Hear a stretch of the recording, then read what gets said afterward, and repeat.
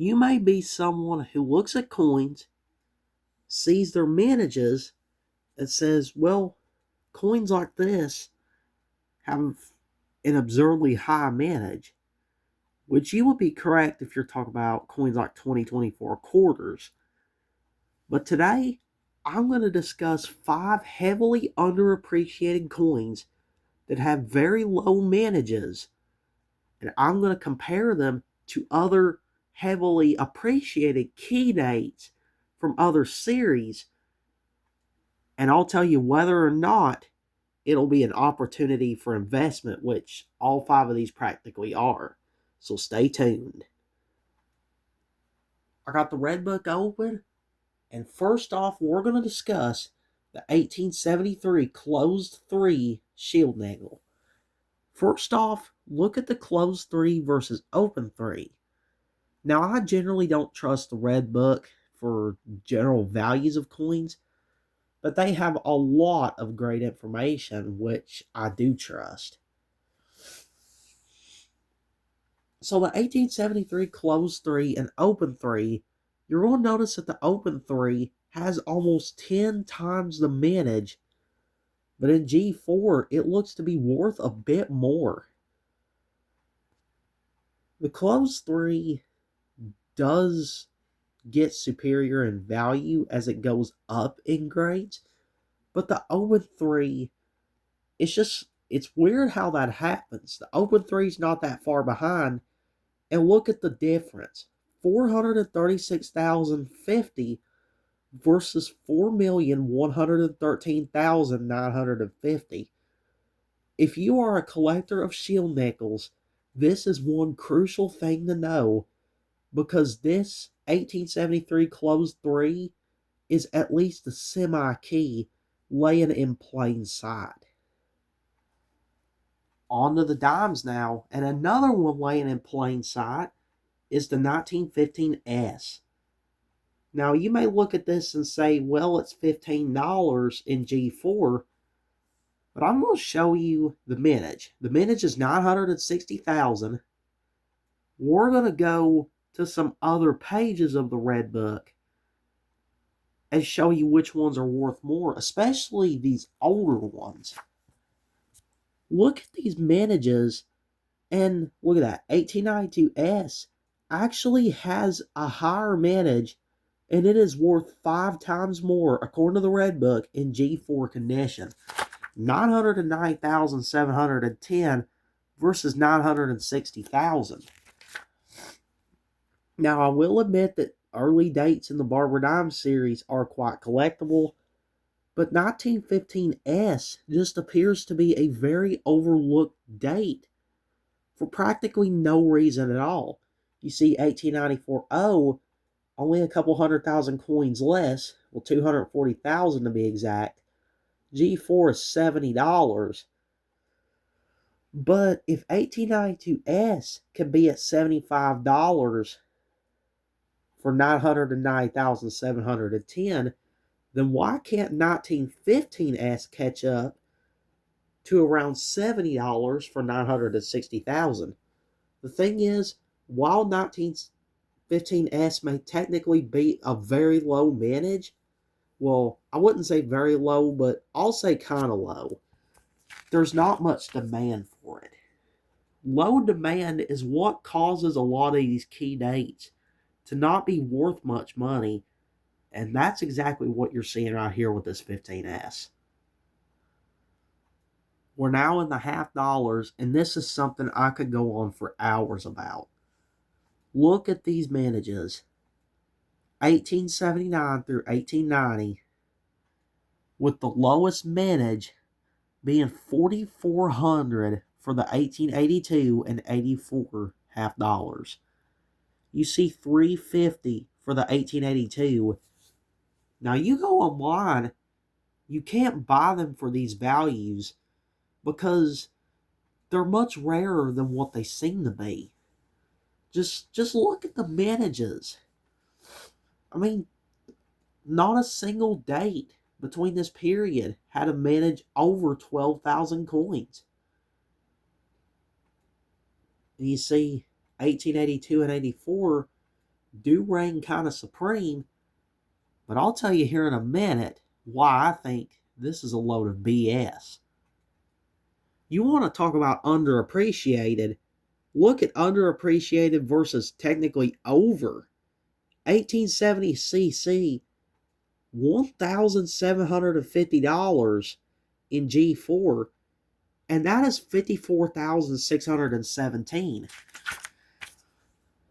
Yet in 1882, with a mintage of 4,400, less than about a 16th less, only garners 350 in the same grade. Now, I'm not complaining or anything. I'm just telling you. Eventually, stuff is going to leak out about this, and demand is going to skyrocket. This is why you shouldn't go buy the books when you're looking for values on these. They're not going to tell you anything. The mintages are going to be the full story in this. However, do keep in effect that there is a high survival rate for each one of these. And I won't say that it's a high survival rate like how many 1931S Lincoln cents are still out there, because we all know that has an absurdly high survival rate. But these right here, 1879 through 90, are your time to invest. I'm not trying to FOMO you or anything like that. I'm trying to educate you. But just take a second to look at this.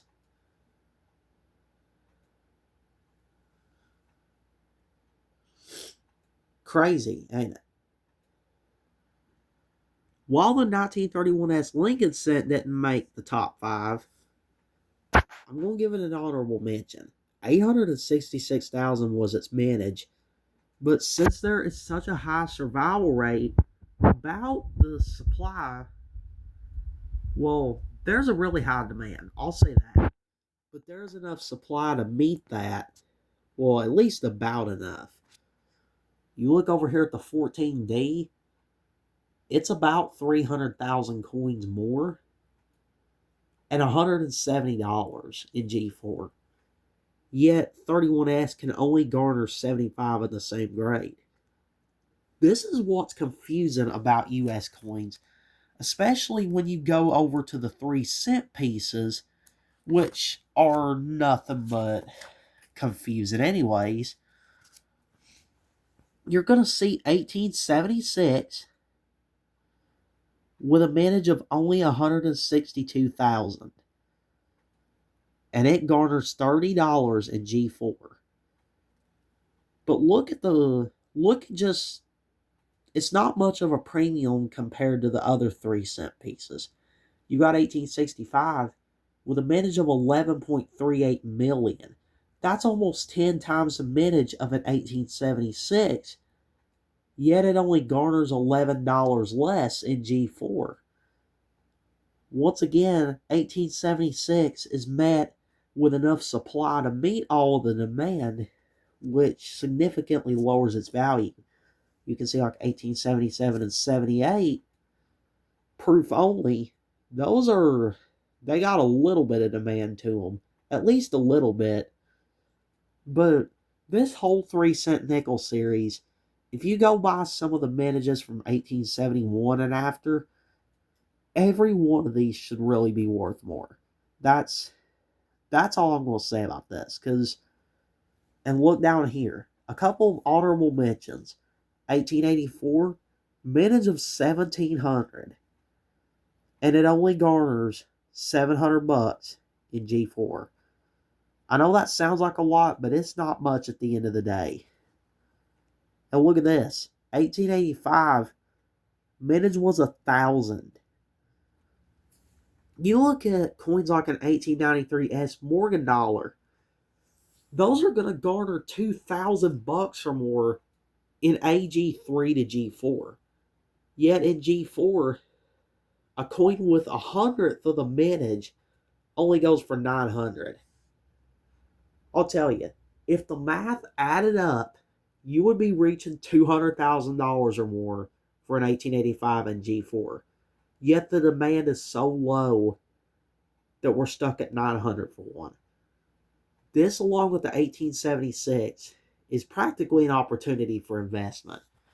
And we're still on the 3-cent pieces, as I'm going to go to the 1855 for number 5, with mintage of 139,000. Look at the premium it garners compared to the others.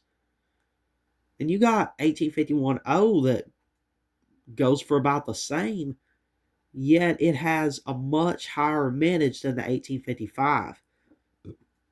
This is mainly because the 1851-0 is a much more recognized 3-cent piece due to it being the only one having a mint mark.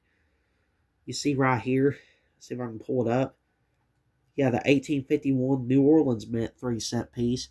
Only one with a mint mark, so yeah, it's going to be more recognizable. But 1855 is another semi-key date hiding in plain sight. I don't know what the survival rate is, but sadly, it's another key date just plagued with supply and demand. And for every bit of demand, the supply is reachable.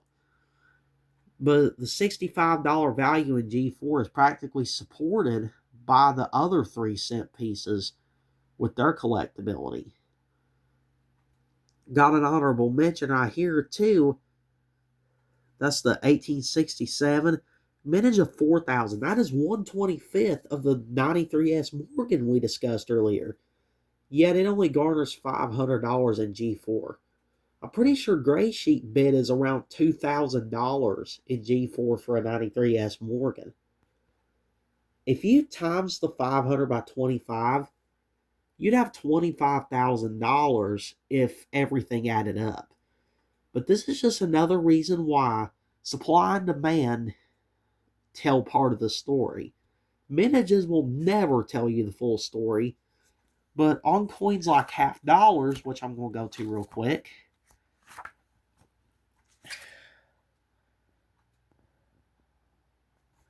I skipped the page. Sometimes these will tell a story if you just give them a minute and invest now. That's about all I got to say on this, but I hope you get the idea that there are some of these low mintage coins simply hiding in plain sight that people don't know of because they don't really collect it. Yeah, low mintage coins hiding in plain sight. Just do your research and you'll realize what the better deal is. You can look up survival rates and stuff. But I about guarantee you that a lot of these common dates with a higher mintage have a much higher survival rate than coins of the same value with maybe 1/10 of the mintage. US coins don't add up anyways, but these mintages are crazy. So this has been another video from the Half Dime. Make sure to like, subscribe, and comment for any ideas. And yeah, happy hunting, everybody.